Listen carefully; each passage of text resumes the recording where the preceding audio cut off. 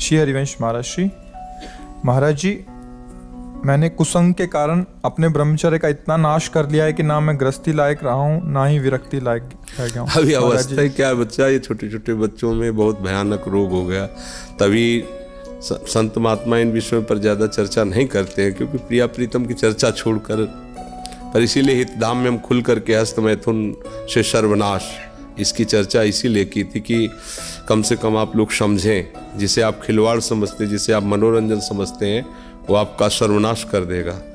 ये प्रक्रिया नहीं है। गृहस्थी में संतानोत्पत्ति की प्रक्रिया शास्त्र विधान से की गई है, जिससे भगवान की सृष्टि जनक पूजा का हेतु होता है।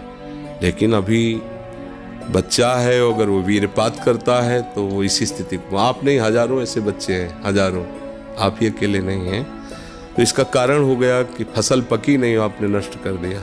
अगर 20 वर्ष तक ब्रह्मचर्य ठीक रखे और फिर गृहस्थ में जाए ब्याह करके, और फिर स्त्री सहवास करे, उसको कुछ नहीं बिगड़ने वाला।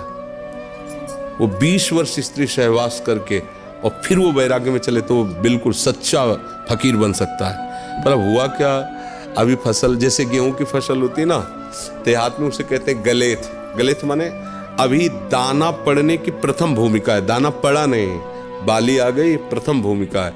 अब उसमें फसल को आप काट लो, एक भी दाना नहीं निकलेगा और भूसा में दम नहीं होगी, बेकार चला जाएगा। 2 महीने केवल रुक जाओ, उसमें दाना आ जाने दो, पक जाने दो, तो वही बोले 50 मन 1 बीघा, 50 मन हुआ। तो अभी उम्र जो किशोर अवस्था से उठती है, जैसे 13, 14, 15, 16, 17, ये गलेथ की है। अब शास्त्रीय सिद्धांत से 25 वर्ष तक यदि ब्रह्मचारी रहे और फिर वो गृहस्थी में चला जाए और 20-25 वर्ष गृहस्थ में रहे, तो वो बहुत अच्छा गृहस्थ। और 25 वर्ष का ब्रह्मचारी जब संतान उत्पन्न करेगा तो बलिष्ठ और ज्ञानी और सर्वांग पुष्ट संतानें होंगी। और उसका महत्व ही नहीं समझा गया। बच्चे खिलवाड़ में जैसे दाद होती है, उसे खुजलाओ तो अच्छा लगता है, पर बाद में फबद जाती है।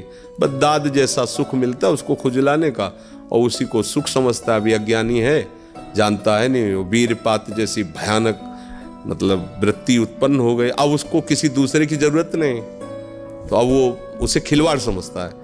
ऐसे ऐसे बच्चे मिले जो दिन में 8-8 बार हस्तमैथुन करते हैं, और उन्होंने ऐसा सर्वनाश कर लिया, आंखों से दिखना, खड़े हो चक्कर, कमर में दर्द, लघुशंका करें तो वीरपात हो रहा है, हर तरह से दुर्दशा हो गई। जैसे मान लो अभी इसमें हिम्मत है तो बता पा रहा सभा में कि हम न स्त्री लायक रह गए, न विरक्त लायक रह गए। ये ऐसा ही होता है। जो आजकल के उपदेश देने वाले मित्रजन हैं या गाइड करने वाले बड़े जन हैं, वो बताते हैं, वो हमें तो ज़्यादा पढ़े लिखे हैं नहीं तो शब्द नहीं याद, वो फ्रस्ट्रेशन क्या है, हाँ, बोले उसको शांत करने का बहुत बढ़िया उपाय है, हस्तमैथुन कर लीजिए और आप शांति से फिर अध्ययन कीजिए, फिर स्वाध्याय कीजिए। कैसी बुद्धि मारी गई कि मतलब ऐसा लगता है कि ऐसे लोग कैसे हमारे समाज को आगे बढ़ने देंगे। आप सोचो, जो कह रहा है वीरपात करके शांति मिलेगी, फिर आप अध्ययन कर लीजिए, वो मित्र हो सकता है। अरे वीरपात जीवनी शक्ति, आप उसे क्या समझते हो? तो अब इसलिए बच्चा आप वो सत्संग सुनो जिनमें वर्णन किया है कि ऐसे सावधानी से रहो, धीरे धीरे संयम से रहो। अब ये अवस्था तो अभी सोचने की भी नहीं है, उस विषय में सोचने की नहीं, इतने में तुम खाली हो गए हो। अब आप सोचो क्या है, ये कोई संकोच की बातें नहीं। बच्चियां सब बर्बाद हो रहे हैं, यानी कि बच्चे ही बर्बाद हो रहे हैं सब। बहुत बड़ी हानि, बहुत बड़ी, ये हमारे समाज की बहुत बड़ी हानि है। अब जिन बच्चियों के अंदर प्रवृत्ति बन गई है, ऐसी गंदी प्रवृत्ति, वो एक पति को लेकर संतुष्ट हो पाएंगे क्या? जिन बच्चों के अंदर ऐसी प्रवृत्ति हो गई, वो एक पत्नी में संतुष्ट हो पाएंगे क्या? दोनों का जीवन बर्बाद है। तो बिना शास्त्र अनुशासन के, बिना संयम के, इसीलिए पहले था कि चाहे राजा का राजकुमार हो, चाहे गरीब का बालक हो, दोनों को गुरुकुल में रखा जाता था एक लेवल पर। दोनों संयम से चले, तुम राजा बनो, तुम प्रजा बन करके राजा की सेवा करो, वो जो भी, पर दोनों एक समान गुण के अधिकारी होते थे। अब आजकल तो ऐसा है नहीं, और अपने बस की बात नहीं रह गई। भाई आप न सुधरना चाहो तो चाहे ब्रह्मा जी आ जाए, आपको नहीं सुधार सकते, आपके सुधरने पर है। आपने खुद अपना नाश कर लिया। अभ्यास एक ऐसी चीज होती है कि बहुत अच्छी भी होती है, बहुत बुरी भी होती है। अब जैसे जिनको ऐसा अभ्यास हो गया है, वो कसम खा ले तो भी नहीं रुक सकते, क्योंकि उनके हाथ वहीं पहुंच जाएंगे, वैसी चेष्टा करेंगे, फिर बाद में उनको रोना आएगा, फिर वो कसम खाएंगे, फिर वो हार जाएंगे, पर उनके जबरदस्ती वो क्रिया करा लेगा। अभ्यास एक बहुत बड़ी चीज होती है। देखो सुधरने की चेष्टा है। हाँ, आप निकल सकते हो। सत्संग सुनो, जो ब्रह्मचर्य संबंधी सत्संग दिया, उन पे क्या ज्यादा चर्चा करे। वो बहुत सत्संग है ब्रह्मचर्य के, उनको सुनो। अभ्यास इतना गलत बन गया महाराज जी कि हाँ तो वहाँ पहुँच जाता है वो भी रात में। अच्छा, हम तो नाम का निरंतर रटन करते रहते हैं। ऐसा नहीं बच्चा, बहुत नहीं, ऐसा बच्चा निरंतर नाम का रटन सिद्धों का होता है। नाम की फिर अवहेलना हो जाएगी ऐसे।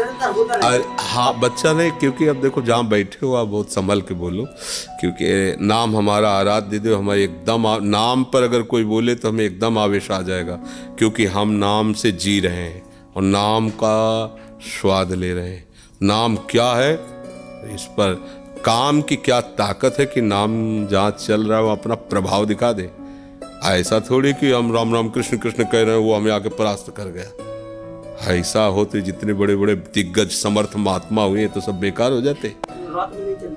बच्चा देखो, बच्चा अभ्यास करो, रात हो या दिन हो, ये कोई बड़ी बात नहीं है। अभ्यास गलत जैसे तुमने कर लिया है, ऐसे सही अभ्यास करो। थोड़ी देर सो, कम सो, और उठ के बैठ जाओ जब आपको लग रहा हो ऐसा, और टहलने लगो। उस समय लेटो मत, और जोर जोर से नाम कीर्तन करो, राधा राधा राधा। प्रभु से प्रार्थना करो, नाथ गंदी आदतों में फंस गया हूँ, आप पिता हो, आप संभाल लो। वो चाहे ना तो घोर वैश्यागामी को महात्मा बना देते हैं, तो उनसे प्रार्थना करो और अपने को बहुत छोटा समझो। अभिमान किसी बात का करो मत, और ये बातें अंदर ही रखो।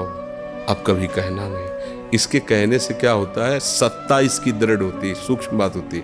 मुझे काम आ रहा है तो आपने काम की सत्ता दृढ़ कर दी, अब आप परास्त हो जाओगे। ऐसी तैसी है। हम भगवान के अंश है, भगवान के नाम के बल से हम कुछ भी जीत सकते हैं। ये कभी अपने मन को इतना निराश नहीं कर देना चाहिए कि अब तो मैं हार गया। नहीं, हम हर बार हारेंगे, पर हर बार हम जीतने का प्रयास करेंगे तो जीत जाओगे। ऐसा कोई नहीं काम क्रोध लोभ मोह मद मत्सर जो हम जीत न सके। बस हमारे साथ भगवान हो, भगवान का आश्रय, भगवान का नाम, भगवान की चर्चा।